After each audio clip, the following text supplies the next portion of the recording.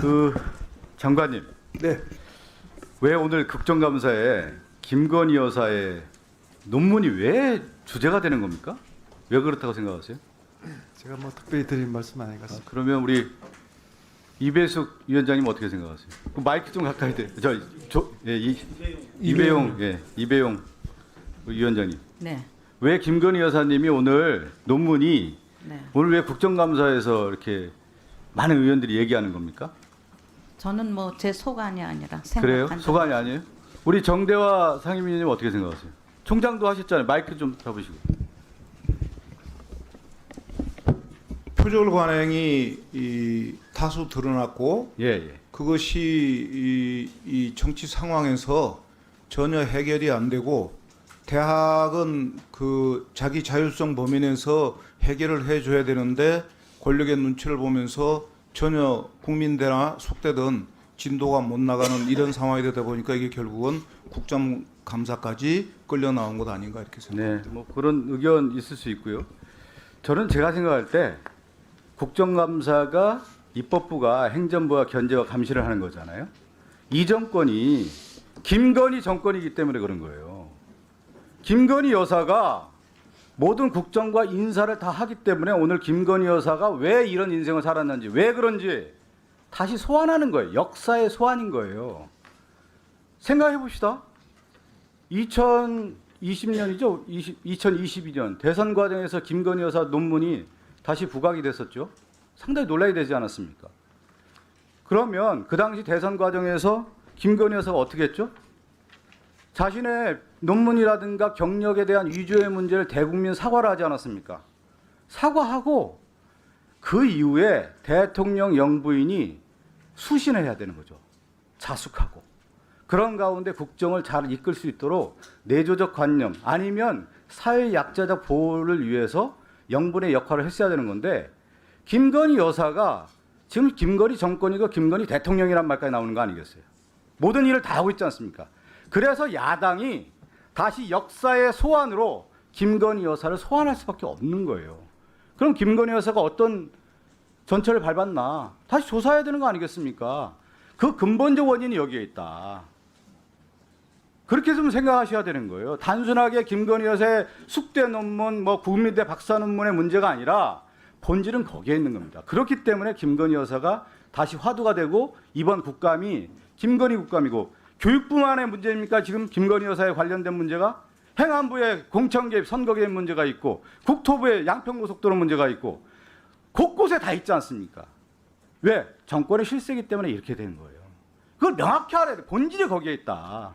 그렇게 생각하고 또 하나는 교육과 정치의 공통점은 뭡니까? 장관님. 교육과 정치. 제가 오늘 그래서 고전을 봤어요. 네. 고전을 아침에 쭉 보면서 어떤 생각이 들었냐면 교육부 감사를 한다고 하길래 교육과 정치는 뭐냐면 논어의 공자와 자로의 얘기를 들어보면 이 얘기를 하는 거예요. 정치를 한다면 무엇부터 하겠습니까? 이름을 바로 세우겠다. 정면론, 명분을 세우겠다라는 거예요. 그러니까 윤석열 정권의 김건희 여사가 명분을 잃은 겁니다. 그래서 지금 김건희 여사의 논문이 다시 소환이 되는 거예요. 참 애석한 일이죠. 저 문시현 총장님께 좀 질의 좀 할게요. 마이크 좀 갖다 주시겠습니까?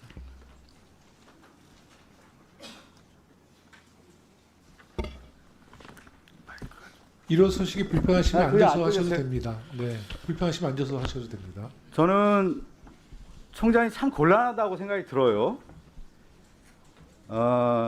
석사 논문 여러 실수도 있고 잘못된 부분도 있었겠죠. 깨끗이 저는 정리했으면 이 문제가 안 된다. 그리고 숙명여대에 부담을 안 줬어야 된다고 봅니다. 이 문제가. 그렇고 숙명여대도 이 문제를 깔끔하게 정리했으면 여기까지 안 온다고 봐요. 제가 아까 얘기했는데 이게 김건희 정권이기 때문에 오늘날 국정감사가 이번에 끝날까요? 내년에도 되고 계속 앞으로 몇 년 더 갑니다. 제가 볼 때. 역사의 소환이라는 말씀 제가 드렸잖아요.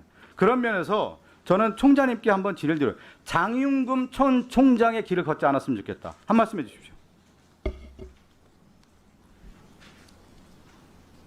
문시현 총장님. 네. 지금 연진이가 새로 출범해서 일을 열심히 소신껏 하고 있습니다. 대답 다 하셨어요? 앉으십시오. 괜찮습니다. 예.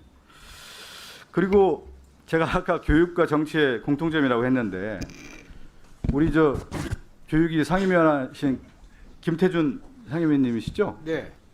박사 논문이라는 게 어떤 의미입니까? 박사 학위 하시고 다 그 의미가 뭡니까? 박사를 했다. 네. 어떤 의미입니까? 박사를 했다는 것은 좀 더 새로운 어떤 이론이라든지 그동안 발견하지 못했던 어떤 현상에 대한 분석을 찾아냈다는 그런 의미로 생각할 수 있을 것 같습니다. 아니 저는 박사라고 하는 것은 전문가로 인정을 받는 거고 네네. 출사의 의미도 있죠. 세상에 내가 박사를 통해서 내 이름을 걸고 내 전문적 지식을 통해서 후진 양성을 하겠다. 아니면 학술적 연구를 하겠다는 아니겠습니까? 그 박사는 어떤 의미냐면 공인의 길을 걷겠다는 의미도 포함되어 있는 거죠. 그래서 우리가 박사 논문을 철저하게 검증하는 거 아니겠습니까? 저는 오늘 국민대 이사장인 김지용 이사장 비겁하다고 생각돼요. 이 자리에 나와서 얘기를 했어야죠. 저는 사실 김건희 여사 이 논문에 대해서 별로 관심이 없다가 오늘 교육이 와서 여러 이제 자료를 보다가 옆에 우리 김준혁 의원님이 논문을 가져왔더라고요. 논문을 쭉 봤더니 저는 정말 이해가 안 가요. 이 논문 지도교수도 그렇고 여기 계신 분들이 한번 이거 보십시오. 깜짝 놀랄 일이에요.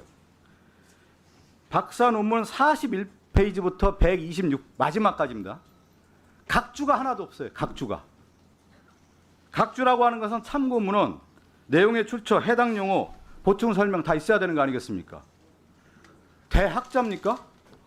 41페이지부터 126까지 논문에 각주가 하나도 없어요. 각주가 있다고 하면 초기에 27번까지 있습니다.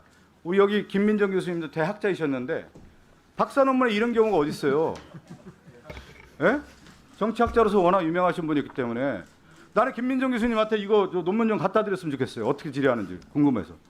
아니 여기 계신 이배용 총장님도 그렇고 논문 많이 쓰셨잖아요. 저는 정대하 교수님 논문을 많이 봤던 사람입니다. 저는 각주 쓰고 그 내용들을 보면 출처를 보고 그 출처를 가지고 다시 공부하고 제가 참고문을 하고 제가 정치학적 인식을 하게 되는 그런 계기를 가졌는데 이 여기에 지금 보면은 출처가 없어요. 이런 논문을 가지고 박사 논문을 썼다라고 하는 것은 정말 부끄러운 일이다. 이렇게 할 수밖에 없고 요거 이제 하나 더 말씀을 5분 50초밖에 안 남았기 때문에 설민신 교수는 오늘 반드시 나와야 되는 거예요. 왜 나와야 되냐면 설민신 교수가 2008년도에 학회지에 냈던 골프 연습장 이 논문을 2009년에 김건희 여사가 디지털 콘텐츠의 이용 만족이라고 하는 논문을 변용해요. 그렇게 했고 아까 또 얘기를 했죠.